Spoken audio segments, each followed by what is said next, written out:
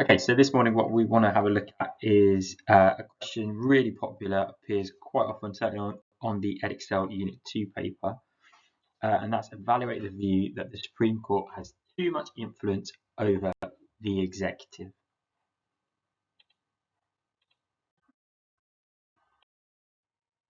Okay, so if I'm going to start by writing my introduction, the first thing I want to do is I really want to get my head around the kind of the wording and some of the key terminology in that question. And I think really the key terminology there is the one about influence. What we want to do in the introduction, therefore, is to ask ourselves, well, what is too much influence? How could the judiciary be seen to have too much influence over the executive? And so for that, we need to think about two things. And I think the first thing to mention in the introduction is to say, well, the executive is democratically elected and it is accountable for any mistakes or unpopular decisions it makes to the general public at an election. The Supreme Court is not. So if the Supreme Court is making decisions or preventing the government from carrying out its actions, then potentially it is fair to say it has too much influence. Also, as well, on the flip of that, you need to think about the role of the Supreme Court, and the role of the Supreme Court is to uphold the law. So if the Supreme Court is preventing the government from breaking the law or doing something that is not in their remit, that they don't have the power to do, then again you might go, well, actually, hang on, clearly the Supreme Court doesn't have too much influence. It is just doing the job that it is there to do. So the very first point I'm going to make here is about judicial review. And what, again, keep your eye on the question. We want to determine, does the power of judicial review, does that give the judiciary too much influence over the executive? Now, remember that the government has to act within the power it has been given by law. And the role of the Supreme Court is to determine whether or not the government has acted within its power. Now, the key terminology to use here is that term ultra vires. So if the Supreme Court finds that the government has acted ultra vires, then it can tell the government to reverse its decision.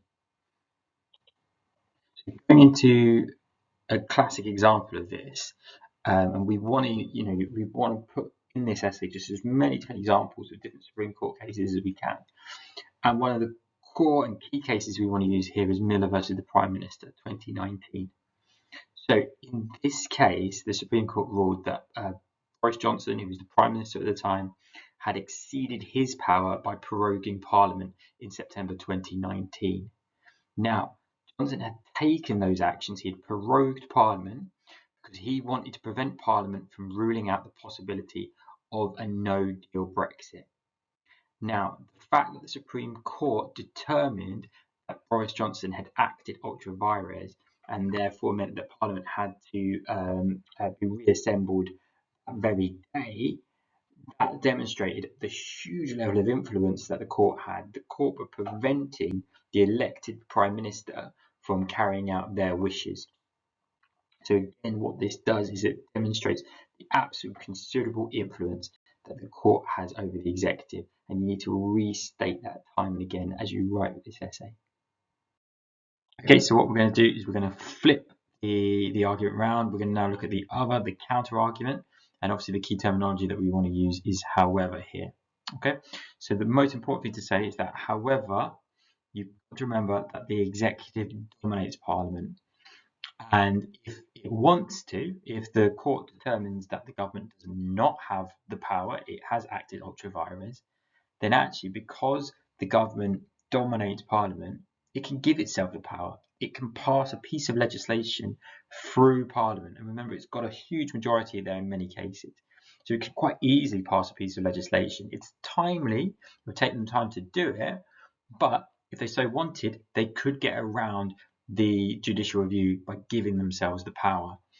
So the example I want to use here is Ahmed versus Treasury in 2010.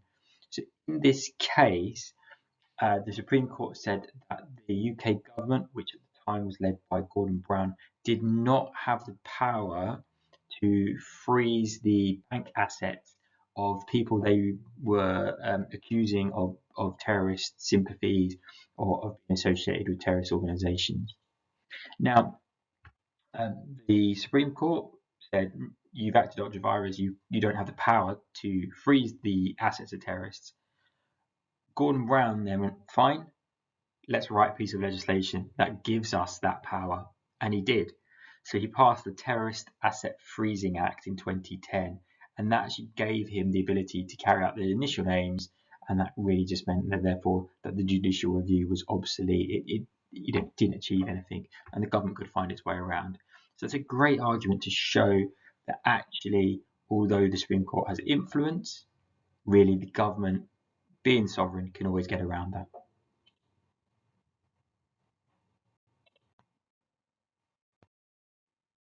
Okay, so now what we've got the two arguments. Yes, we're saying that the judiciary has huge levels of influence. It can stop the government from carrying out its wishes via the use of judicial review.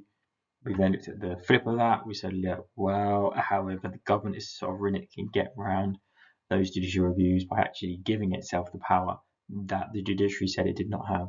So we want to now kind of look at what maybe is the strongest argument. Are judicial reviews, do they give the judiciary influence, or really is that influence quite limited? And what I want to say here, and the key term I'm going to use is on balance, because I'm balancing the two arguments. So I'm going to say on balance, I think the important point is that the number of judicial reviews has fallen considerably in the last 15 years or so. So in 2013, when we had the largest number of judicial reviews, there was about 15,000. But in 2022, there was only about 2,400 judicial reviews. And really, therefore, what we would have to say is that that's not really that many for the government to navigate. Most of them aren't even against the government. A lot of them are against kind of local governments and so forth. So really, how much influence does it have over the executive? I would say quite limited when we talk about judicial reviews. The other statistic I want to give you, which is really important, we know examiners love statistics, is that most judicial reviews actually find in favour of the government. And I think that surprises a lot of people. We think that the government wins somewhere between 70 to 80% of all judicial reviews. And so at that moment, what we want to do is we want to just restate this fact here that, look, on balance, how much influence do judicial reviews give the judiciary over the executive? I would say some, but not a huge amount, really. We look at the big things and the big cases like Miller versus the Prime Minister, but in reality, I don't think the government is actually hampered that much by the use of judicial review. Okay, so our second theme, our second paragraph we want to discuss now is about the role of the judiciary in stating incompatibility with the European Convention on Human Rights. So let's go back kind of in time a little bit here, just make sure we're clear.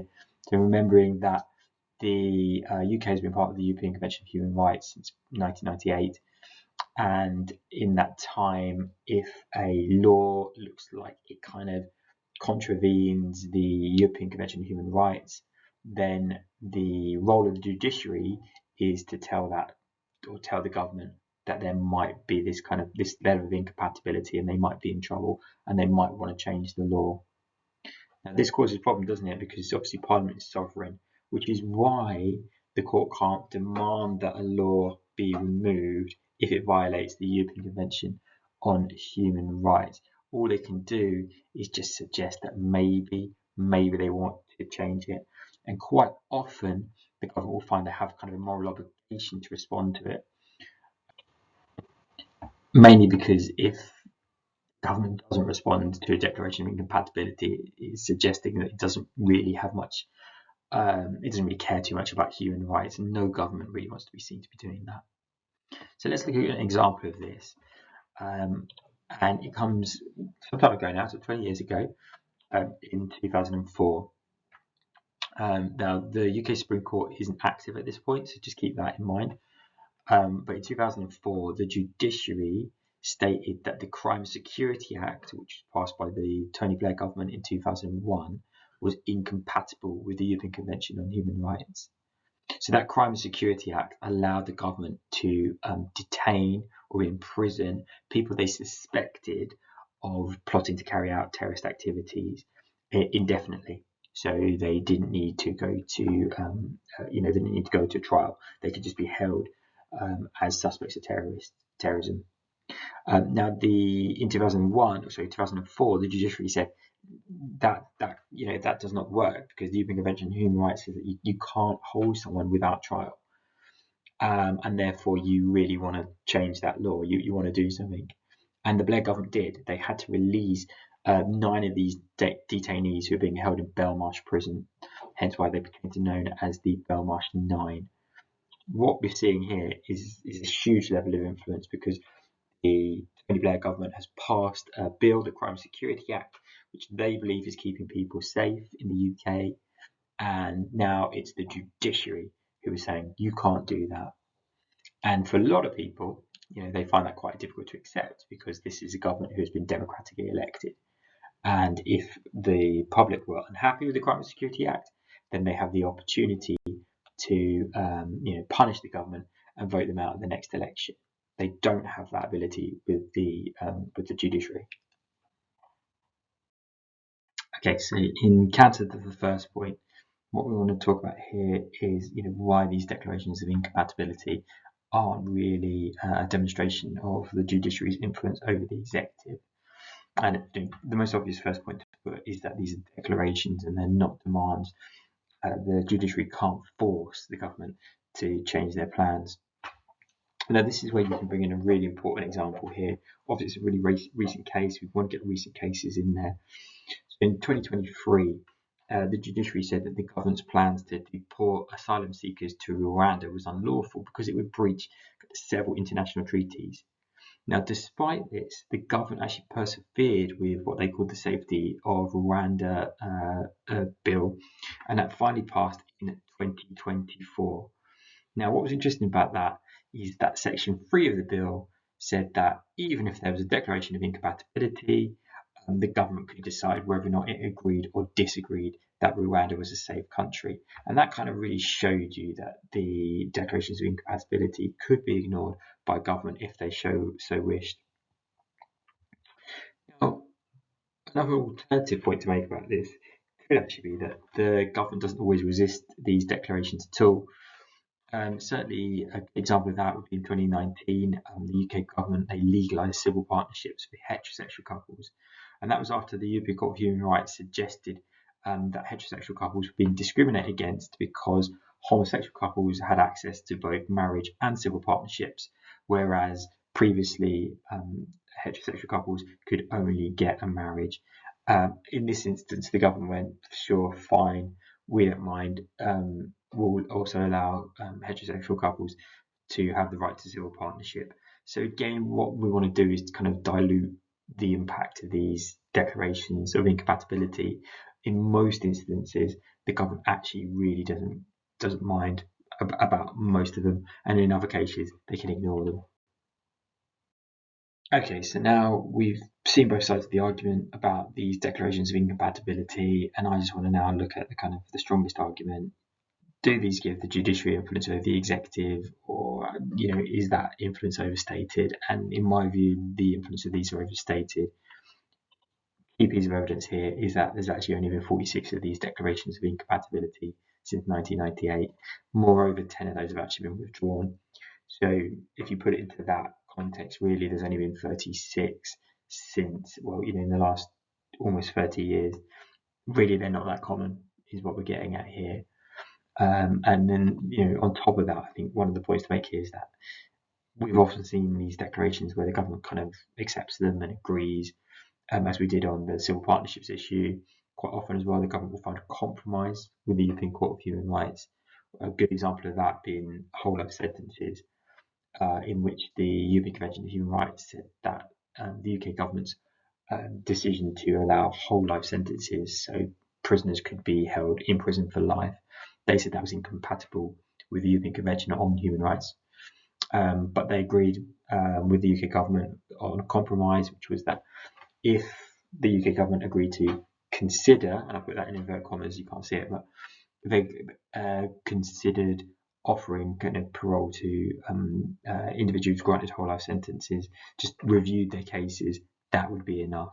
And so, quite often again, are these declarations of incompatibility, do they have a lot of influence over the government? Not really. They're few in number, and moreover, on a number of occasions as well. Quite frankly, the government can compromise on these, and in some other cases, the government's got no problem at all with them. So I think my final point here is that actually, no, it is true to say that the judiciary has an influence over the executive, but the core point to make is that the judiciary has more influence than it used to, which is why this has become such more of a kind of popular question to ask in exams. So the Supreme Court's been so much more willing to challenge the executive in the last kind of 15 years since the Supreme Court came into being than it had been when previously we had the law lords who were leading the judiciary in the UK. You know, why is that? Well, that's because the Supreme Court is now this independent body. So there's now become this separation of powers between our judiciary and our government, where previously, you know, the old law lords were a member of the legislature because they were in the Lords, and the Lord Chancellor was also the head of the judiciary, but he was also a member of the cabinet. Now we've got this complete independence, and that kind of gives the Supreme Court much more willingness to challenge the government than they previously had. So let's look at an example for that. So, example, we haven't used this one yet, we're going to show our knowledge of. We haven't talked about Miller versus Brexit Secretary.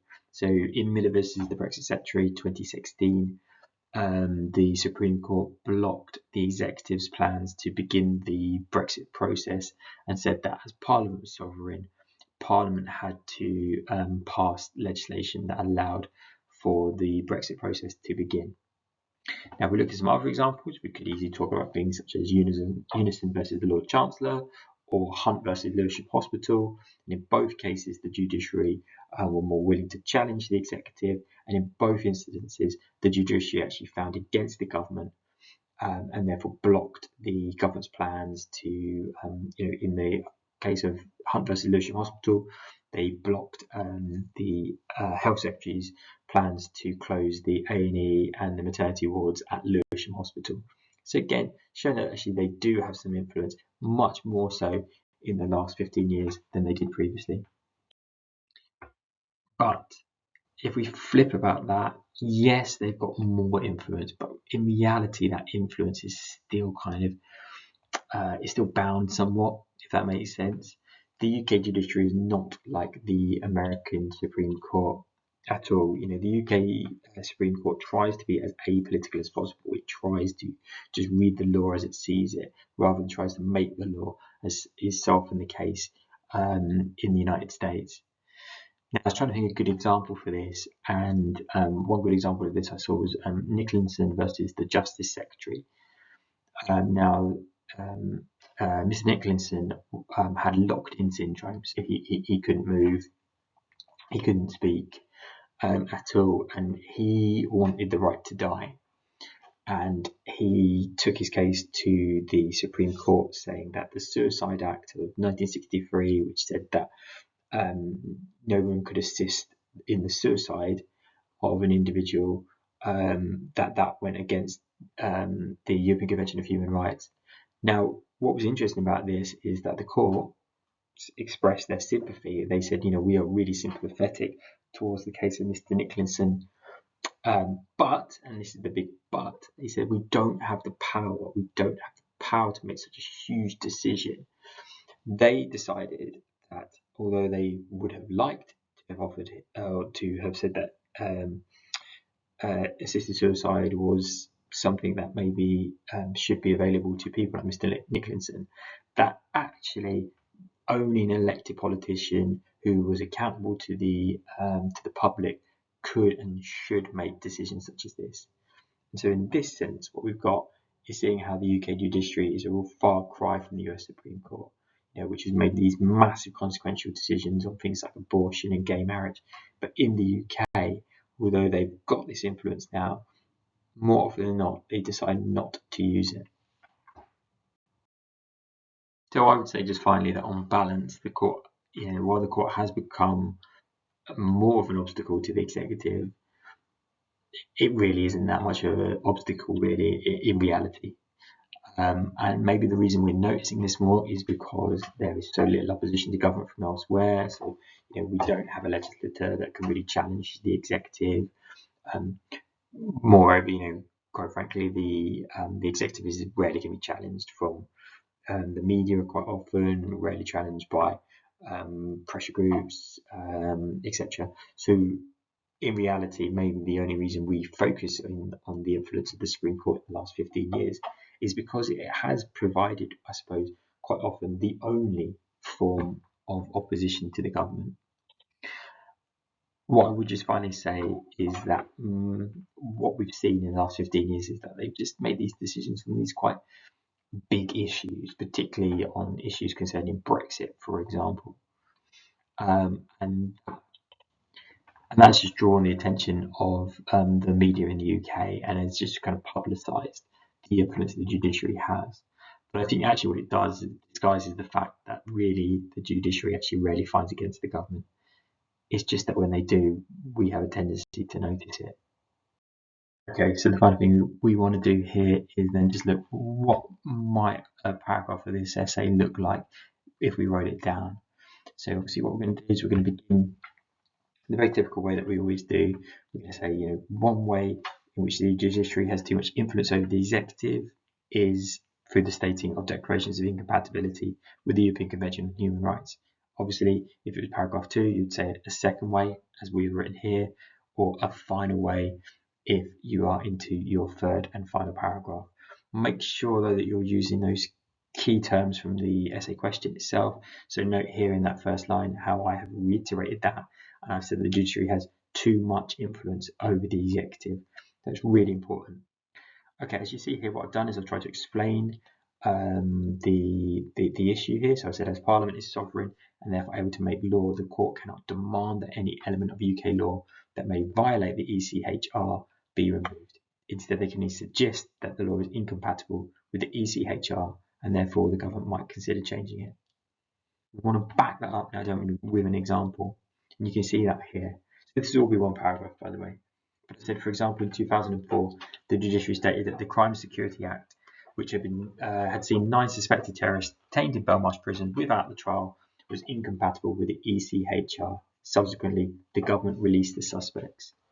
So look at that really specific knowledge there. Crime Security Act, 2004, Belmarsh 9, really great stuff. An examiner's going to love that. You'll then just see in this final blue section here, I said this helps to demonstrate how much influence the judiciary has over the executive, in that it is able to force them to reverse decisions that they had previously taken. So what I want to do is just really reiterate the question again. Now I am showing the examiner that I am answered the question and I am really engaged with the question being set. We're going to flip the whole essay now, aren't we? Because we're going to look at the opposite argument. So here I've said, look, however, keyword there, however, nonetheless, nevertheless, whatever you want to use. Showing a change of direction, that's key though. However, declarations of incompatibility are just that. Declarations are not demands to remove the legislation. And then here we are, another example. In 2023, the judiciary said that the government's plans to deport asylum seekers to Rwanda was unlawful as it would breach several international treaties. Despite this, the government persevered with the Safety of Rwanda Act in 2024. Section 3 of the bill said that even if there was a declaration of incompatibility made with the ECHR, then the government could decide whether it agreed or not. Moreover, not all declarations of incompatibility are controversial.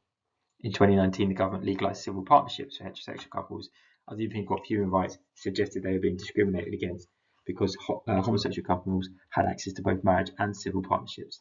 The government was happy to comply with the declarations of incompatibility. Now, we're going to stop it here for a second because what I wanted to say was that actually there's quite a lot of information here. And, it's not wrong for you to cut out, for example, this final bit, because you might find that actually you don't have the time to write that.